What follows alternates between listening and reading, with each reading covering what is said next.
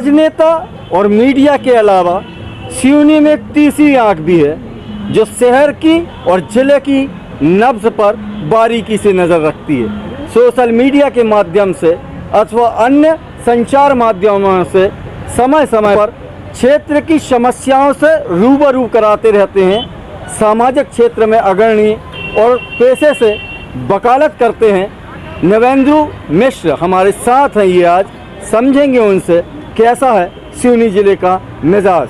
चुनाव चल रहा है मिश्रा जी, कैसी है शहर की फिजा?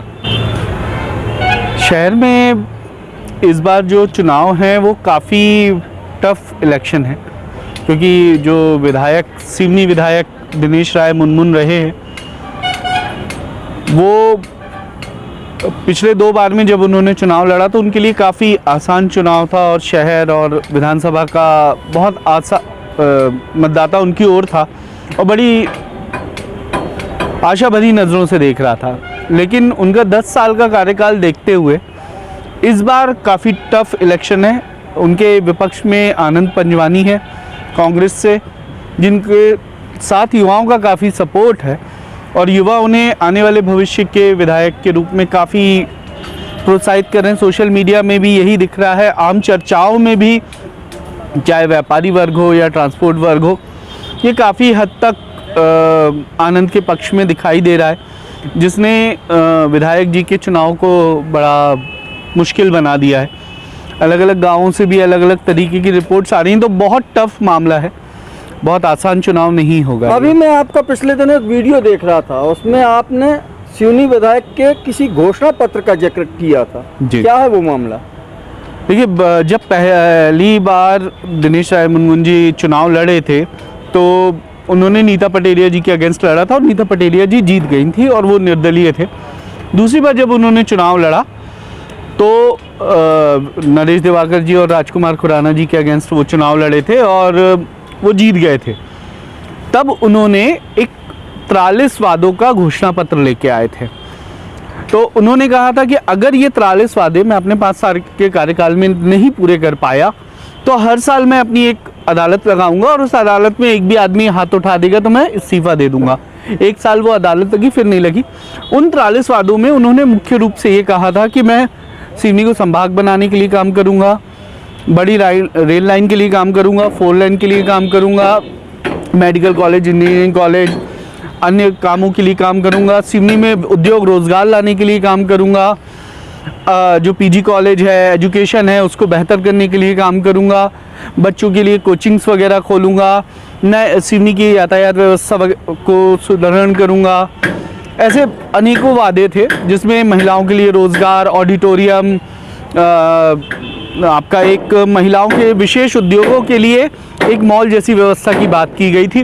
देखने में वो ऐसा लग रहा था कि 5 साल में सिवनी बहुत सुव्यवस्थित हो जाएगा। लेकिन बड़ा आश्चर्यजनक है, 1 या 2 मुद्दों को हम छोड़ दें उस घोषणा पत्र के, तो 43 में से बाकी सारे मुद्दों पर उन्होंने 5 साल तो छोड़िए, पिछले 10 सालों में काम नहीं किया है। अभी चुनाव चरम में पहुंचने की स्थिति में है। कांग्रेस की तरफ से कमलनाथ एक सभा कर चुके हैं, 2 केंद्रीय मंत्री और स्वयं प्रधानमंत्री भारतीय जनता पार्टी की ओर से सभा कर चुके हैं। मतदाताओं के दिल में ये दोनों दल के नेता कितना असर छोड़ पाएंगे?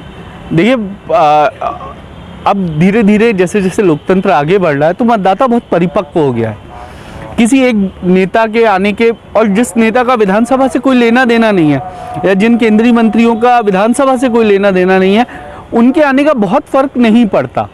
लाल माटी क्षेत्र में क्योंकि कमलनाथ आए, उन्होंने लाल माटी के लिए वादे किए और एग्रीकल्चर कॉलेज की भी बात कही है, तो लाल माटी एक क्षेत्र ऐसा है जिसमें पिछली बार कांग्रेस बुरी तरह हारी थी, तो वहाँ पर थोड़ा बहुत प्रभाव, वहाँ पानी लाने की बात और कृषि विद्यालय की बात कर सकती है। बाकी जो भाजपा की ओर से प्रधानमंत्री भी आए तो प्रधानमंत्री ने सिवनी के लिए स्पेसिफिक कुछ नहीं बोला, इवन वो सिवनी का नाम लेना भी भूल गए। तो ये बड़ा आश्चर्यजनक था कि प्रधानमंत्री कोई भी घोषणा नहीं कर गए, तो मतदाता पॉलिटिकल टूरिज्म के लिए तो ज़रूर गया था, देखने की प्रधानमंत्री आए, देश के प्रधानमंत्री, उनका अपना एक ऑरा है, लेकिन वो बहुत हद तक प्रभाव डालेगा ऐसा कुछ नज़र नहीं आता। इवन शहर में तो इस बार पहली बार मेरे लिए भी आश्चर्यजनक था कि प्रधानमंत्री आ रहे थे और शहर में उसका उतना व्यापक असर नहीं था। कांग्रेस के पास 33 साल से सूखा है। अगर नगर पालिका इस बार देख ली जाए और जिला पंचायत देख ली जाए, एक उपलब्धि है कांग्रेस के पास ये फीडबैक कि अभी उनके पास नगर पंचायत, नगर पालिका और जिला पंचायत है। पर भारतीय जनता पार्टी पिछले 18 साल से काबिज है, एंटी इनकम्पेंसी उनके पास भी है। तो दोनों दलों में क्या संभावनाएं तलाशते हैं आप? देखिए, इस बार कांग्रेस के पास तो बहुत अच्छा मौका इसलिए है क्योंकि सिवनी नगर पालिका में वो अपना अध्यक्ष बैठाने में कामयाब रही हैं, वो भी इनडायरेक्ट तरीके से।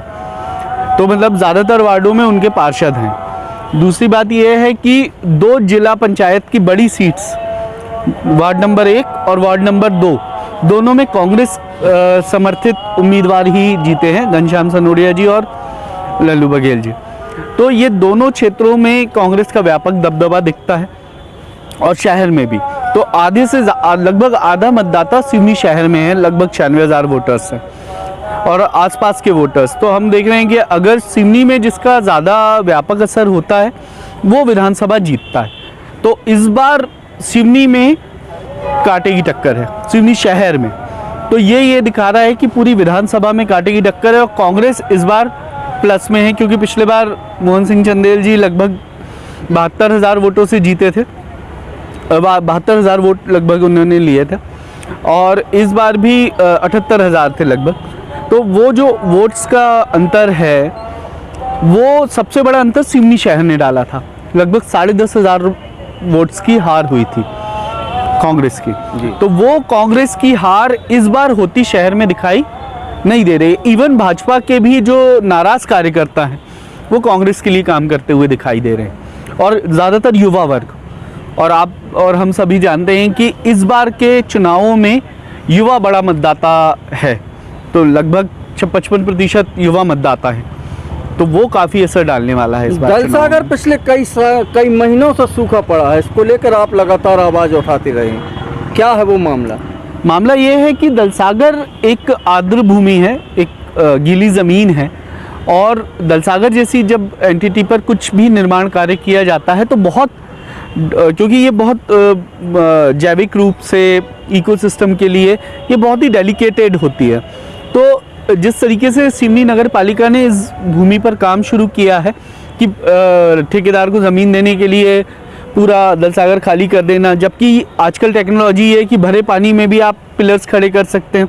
दूसरा, आर्द्र भूमि पर निर्माण के लिए एक प्रक्रिया है जिसके लिए वेटलैंड रूल्स बने हैं, जिसमें आपको अगर इस प्रकार की आर्द्र भूमि में 50 मीटर के आगे कोई भी निर्माण कार्य करना है तटों को छोड़कर, तो आप निर्माण कार्य करने के लिए पहले राज्य सरकार को लिखेंगे और फिर राज्य सरकार ministry of environment and forest से परमिशन लेगी, वो भी विशेष परिस्थितियों में जब ज़रूरी हो।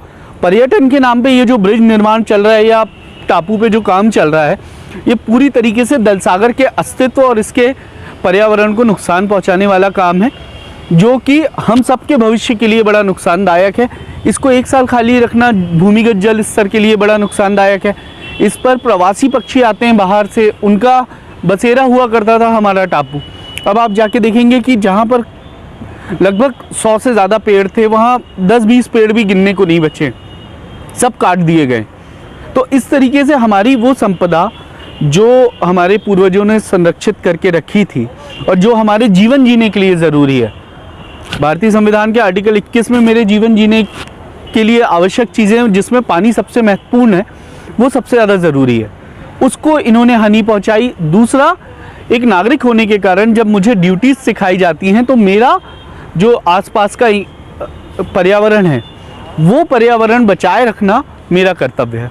तो इसके कारण हम लोगों ने दलसागर को लेकर आवाज़ उठाई है और हमारी कोशिश है कि क्योंकि शासन प्रशासन जब चाहता है, जहाँ चाहता है, मन मर्जी से काम करता है और वो ये नहीं देखता कि इस विकास का ये दुष्परिणाम नागरिकों के जीवन पे क्या होंगे। तो उसी को लेकर हमने आवाज़ उठाई है। जैसा कि मैंने शुरुआती चर्चा में कहा था, तीसरी नज़र है ये, निष्पक्ष तरीके से शहर की सारी समस्याओं पर, राजनीतिक गतिविधियों पर नवेंदु ने बहुत बेबाकी से अपनी बात रखी। मुझे दीजिए इजाज़त, फिर होगी आपसे मुलाकात। नमस्कार।